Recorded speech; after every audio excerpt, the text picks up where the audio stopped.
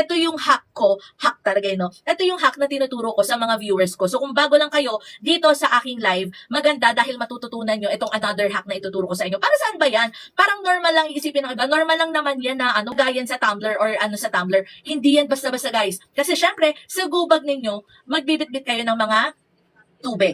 Okay? So, magbibitbit kayo ng tubig. Pag ang mismong tubig nyo ay nilagay nyo sa loob ng bag, syempre, agaw space yun. At the same time, mas mabigat sa bag. So, ang technique dyan, okay, ang technique na, or hack na itinuturo ko, kung meron kayong mga tumblers na ganito, regardless kung anong brand yan, basta meron kayong tumbler, di ba ganito siya?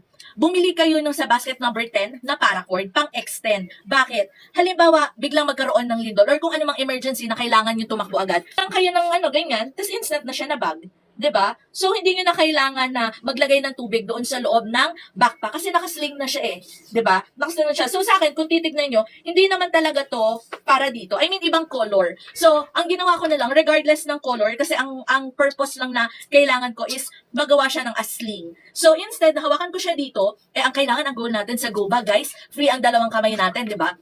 So at least ito, tanggalin ko lang 'to tapos i-extend ko lang siya dito.